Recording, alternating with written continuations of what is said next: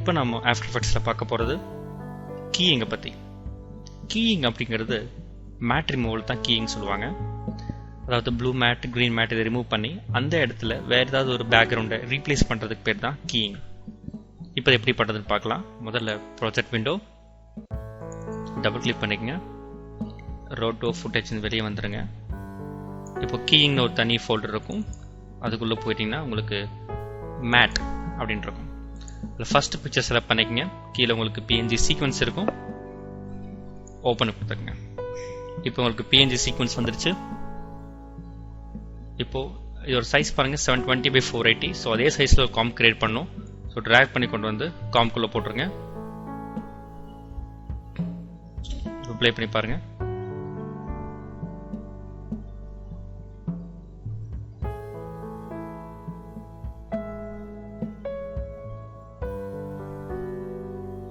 So ஒரு 6 செகண்ட்ஸ்க்கு ஒரு footage ஒன்று இருக்கு.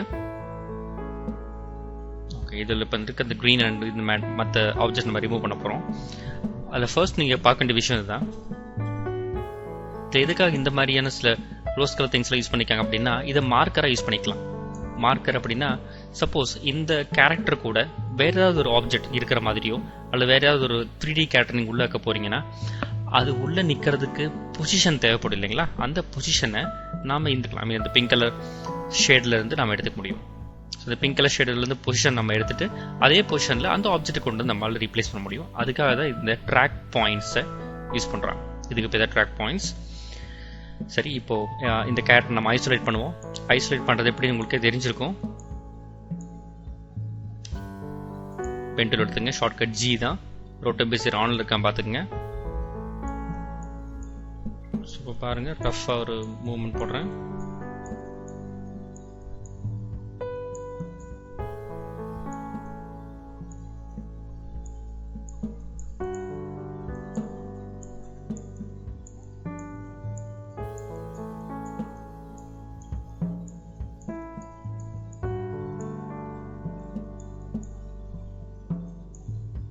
எடுத்துக்கலாம். அதே மாதிரி இந்த விண்டோ கஸ்டமைசபிள் தான். ஸோ நீங்கள் இதை கஸ்டமைஸ் பண்ணிக்கலாம்.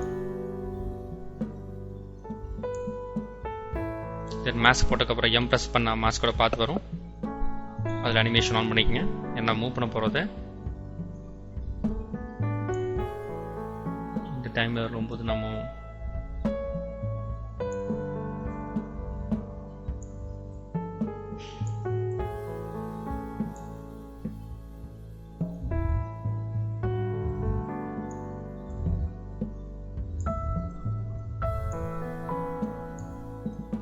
பாயிண்ட்ஸ் ரொட்டேட் பண்ணக்கூடாது, மூவ் மட்டும் தான் பண்ணணும்.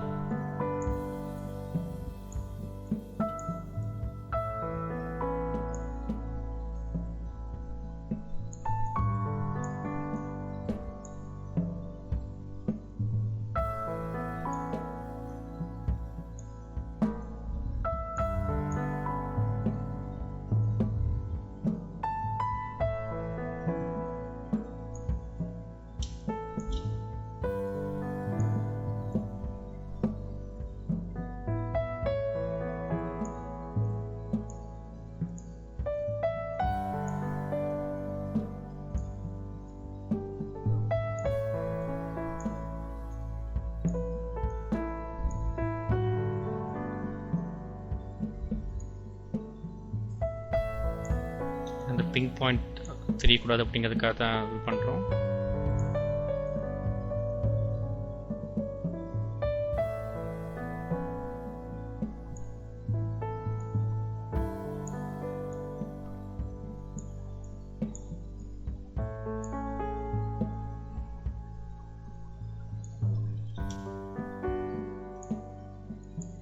பாருங்க,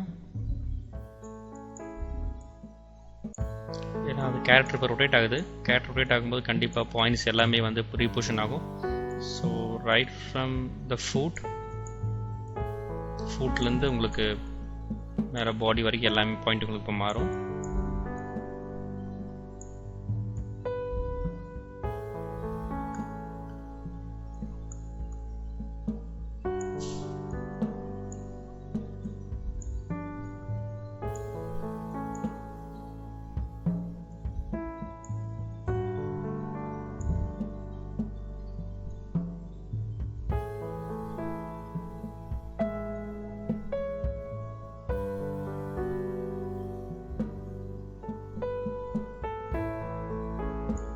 பாருங்கள். ஆனால் உங்களுக்கு ப்ரொடக்ஷனில் உங்களுக்கு ஷார்ட்ஸ் இதே மாதிரி ரொம்ப ஈஸியாகவும் வராது. சில இடத்துல ஷார்ட்ஸ் உங்களுக்கு ட்ராக் பண்ணவே முடியாது, அந்த மாதிரி தான் இருக்கும். இந்த மாதிரி க்ரீன் மேட்டோட உங்களுக்கு எடுத்து கொடுத்துட்டாங்க. அதாவது ஒரு ஷார்ட்டில் வந்து க்ரீன் மேட் முன்னாடி கேரக்டர் நிற்க வச்சு எடுத்து கொடுத்தாங்கன்னா உங்களுக்கு பிரச்சனை இல்லை, ஒர்க்கு ஈஸியாக முடிச்சிடும். வேற இப்போ உங்களுக்கு சில ஷார்ட்ஸ் எல்லாம் வந்து க்ரீன் மேட்டோட எடுக்கவே மாட்டாங்க. அந்த இடத்துல க்ரீன் மேட்டே இருக்காது. அந்த மாதிரி ஷார்ட்ஸ்லாம் கொடுத்தாங்கன்னா ரொம்ப கஷ்டம். அதாவது க்ரீன் மேட்டே எல்லாம் வெறும் கேரக்டர் மட்டும் எடுத்துருவாங்க. அப்போ நீங்கள் என்ன பண்ணணுன்னா ஸ்கின் டைட்டாக நீங்கள் ரோட்டோ போடணும். ரோட்டோ இந்த மாதிரி ரொம்ப லீனியண்ட்டாக போட முடியாமல் ஸ்கின் டைட்டாக நீங்கள் போட்டே ஆகணும்.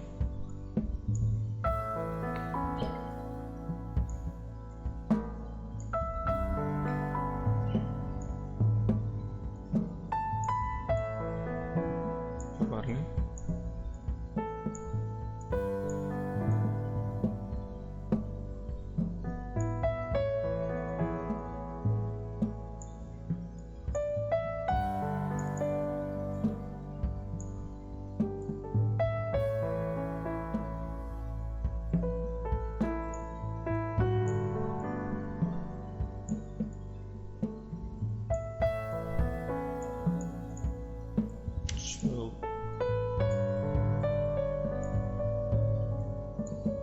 பாருங்க.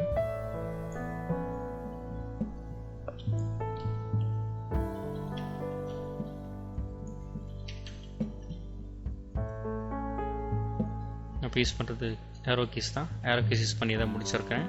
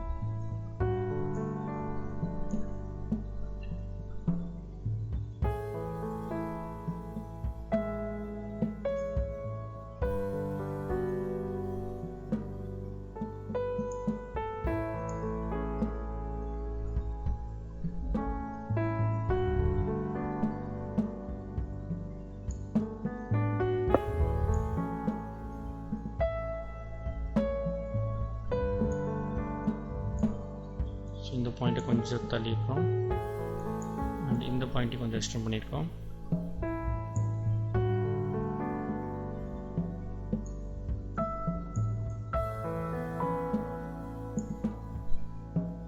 ஸோ இப்போ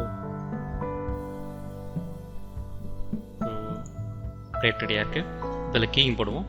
ஸோ ஃபர்ஸ்ட் என்ன பண்ணுறீங்கன்னா ரைட் கிளிக் பண்ணுங்கள். இந்த ஃபுட்டேஜ் ரைட் கிளிக் பண்ணால் உங்களுக்கு எஃபெக்ட் வரும்.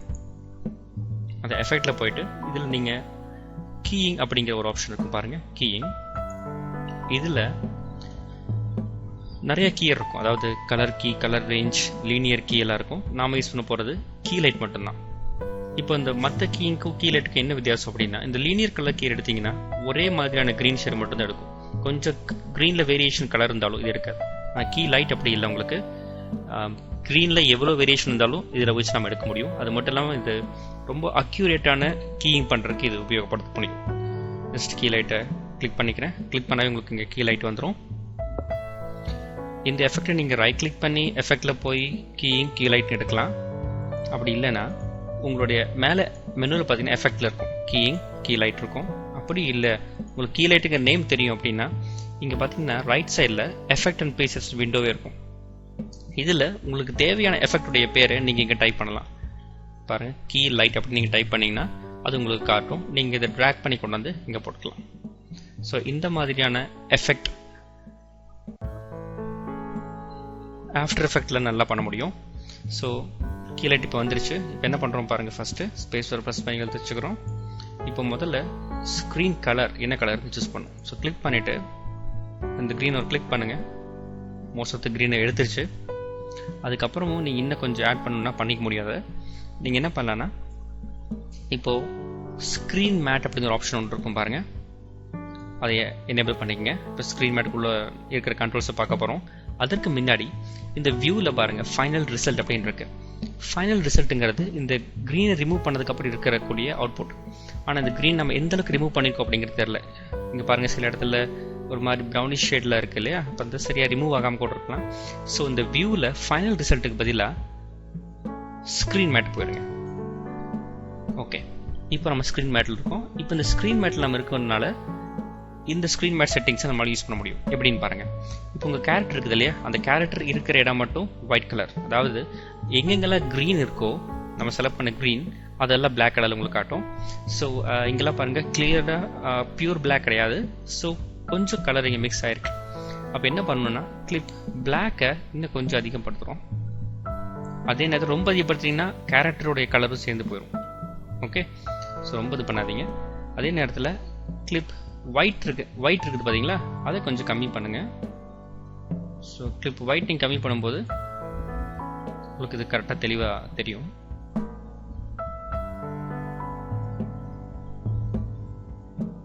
ஓகேங்களா, இப்போ உங்களுக்கு இந்த ஏரியா கிளியராக தெரியும்னு நினைக்கிறேன். பாருங்கள், இது ரொம்ப கிளியர் கட்டாக இருக்குது. ஸோ நமக்கு இந்த ஏரியா மட்டும் தான் நமக்கு தேவை. நம்ம கீயிங் போட்டதுனால அந்த ஏரியாக்குள்ள இருக்கிறது மட்டும் நமக்கு தெரியுது. இது ஸ்க்ரீன் மேட். இது போக கொஞ்சம் சாஃப்ட்னஸ் வேணும்னு நினச்சா நீங்கள் சாஃப்ட்னஸ் ஆட் பண்ணிக்கலாம். இப்போ நான் ஸ்க்ரீன் மேட்டுக்கு பதிலாக ஃபைனல் ரிசல்ட்டுக்கு போகிறேன். ஸோ இது ஃபைனல் ரிசல்ட். இப்போ இந்த ஃபைனல் ரிசல்ட் பார்க்கறதுக்கு முன்னாடி ஏதாவது ஒரு பேக்ரவுண்டை போட்டு செக் பண்ணணும்னு நினைக்கிறேன். ஸோ ஒரு சாலிட் லேயரில் நியூவில் ஒரு சாலிட் லேயர் போட்டுருங்க. சாலிட் லேயர் அப்படிங்கிறது ஒன்றும் இல்லை, ஒரு பிளெயின் கலர் லேயர், வேற ஒன்றும் இல்லைங்க. ஸோ இந்த பிளெயின் கலர் லேயருடைய கலர் என்ன வந்து எல்லோ வச்சுக்கிறேன். ஓகே, இதை வந்து எல்லோ சாலிட் லேயர் இருக்கு, இதை ட்ராக் பண்ணி கீழே போட்டுருங்க. அல்லது இதுக்கு ஷார்ட்கட் வந்து கண்ட்ரோல் ஓப்பன் ப்ரேசஸ் கொடுத்தா மேலே இருக்கிற லேயர் அல்லது செலக்ட் பண்ணிக்க லேயர் கீழே வந்துடும். பாருங்க, நமக்கு டெஸ்ட் பண்றதுக்கு ஈஸியா இருக்கு. இன்னொரு விஷயம் என்னன்னா, நீங்க மாஸ்க் போடும்போது ஒரு பாயிண்ட் எக்ஸ்ட்ரா நீங்க ஆட் பண்றதோ அல்லது ஒரு பாயிண்ட் டெலிட் பண்றதோ இருக்கக்கூடாது. அதுதான் ரோட்டோட மெயின் கான்செப்டே.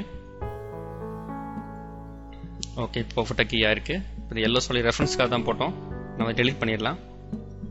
ஓகே, ஸோ எல்லாம் பர்ஃபெக்டா இருக்கு. பட் ஸ்டில் வேற ஒரு பேக்ரவுண்ட் கொண்டு வந்து போட்டா எப்படி இருக்கு அப்படிங்கிறதையும் பார்ப்போம். இப்போ என்னுடைய ப்ராஜெக்ட் விண்டோவில் போய்க்கிறேன்.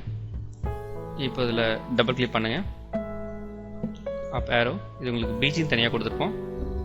இந்த பீஜில் ஃபர்ஸ்ட் இமேஜ் செலக்ட் பண்ணிட்டு சீக்வன்ஸ் கொடுத்துக்கங்க, ஓப்பன். ஸோ இது என்ன அப்படின்னா, இதற்கு மேட்சான ஒரு பேக்ரவுண்ட் 3Dயில் பண்ணது.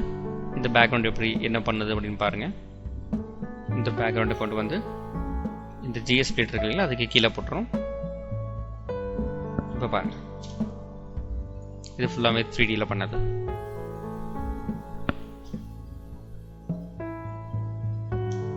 ஸோ ரேம் ப்ரிவியூ இப்போ கொடுத்துருங்க.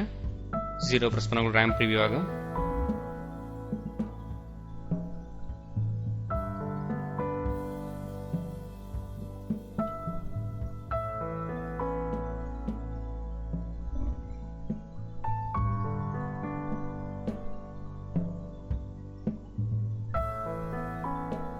உங்களுக்கு பர்ஃபெக்டாக இங்கே மேட்ச் ஆயிடுச்சு பாருங்க.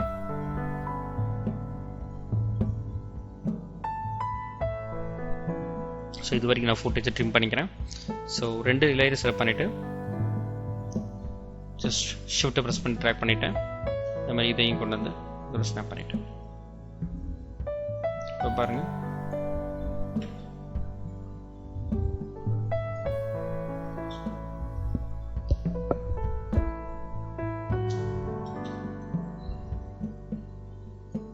வேற இப்போ நம்ம கீயிங் பண்ணிருக்கு இல்லைங்களா.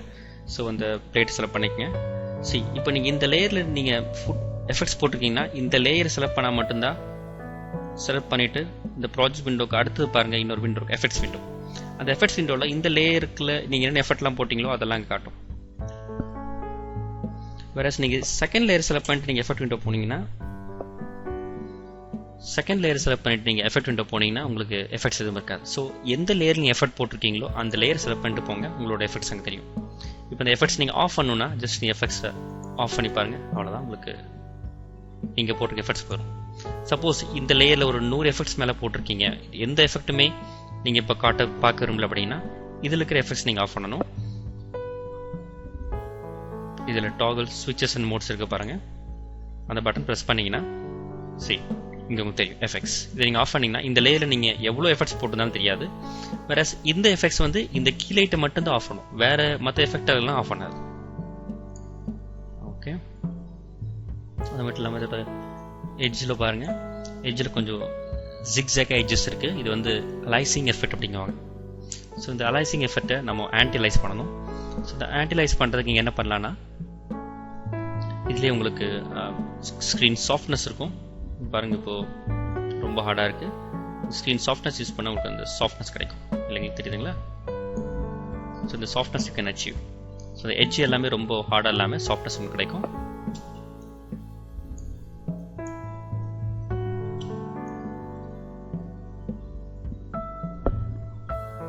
சரி, இப்போது ஃபைனல் எஃபெக்ட்டுக்காக உங்கள் ப்ராஜெக்ட்டை போயிருங்க.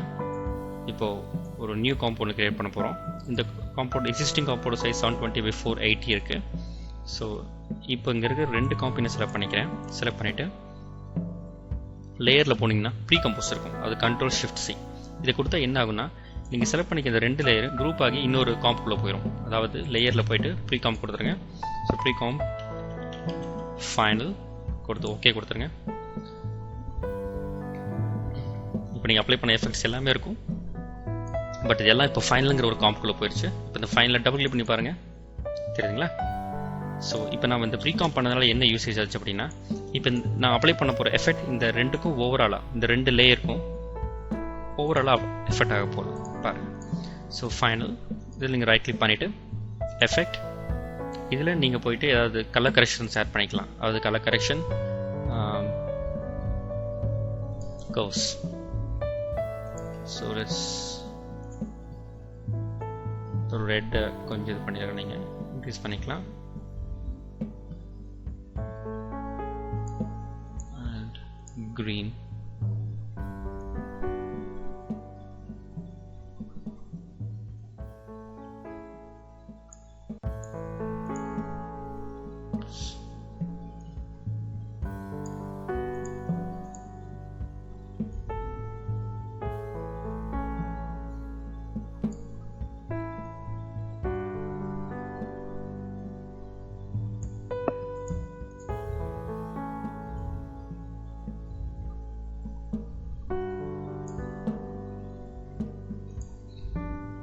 ஸோ பாருங்கள், இதுக்கு முன்னாடி எப்படி இருந்ததுன்னு இப்போ எஃபெக்ட் எப்படி இருக்குன்னு பாருங்கள். ஸோ இப்போ ப்ரிவியூ பண்ணி பார்த்துக்குங்க. ஜவுங் எஃபெக்ட். அண்ட் இன்னொரு விஷயம் என்னென்னா, இந்த கேரக்டருடைய ஷேடோ ரொம்ப முக்கியம். ஸோ ஷேடோ டெலிட் ஆகாமல் பார்த்துக்குங்க. ஷேடோவை நீங்கள் எஃபெக்டாக யூஸ் பண்ணணும். ஏன்னா எப்பவுமே ஒரு காம்போசிட் பண்ண போகிறீங்க, ஒரு 3D பேக்ரவுண்ட் கொண்டு வந்து லைவ் ஆக்ஷன் பின் வைக்க போகிறீங்க அப்படின்னா கண்டிப்பாக லைட்டிங் பார்க்கணும். அது மட்டும் இல்லாமல் ஷேடோஸ் நீங்கள் பார்க்கணும். ஷேடோஸ் தான் ஒரு ஆப்ஜெக்ட்டுக்கு அது லைவ்லினஸ் கொடுக்கறதே அதுதான். ஸோ மறுபடியும் அடுத்த லெசனில் ஒரு நல்ல ஃபுட்டேஜோட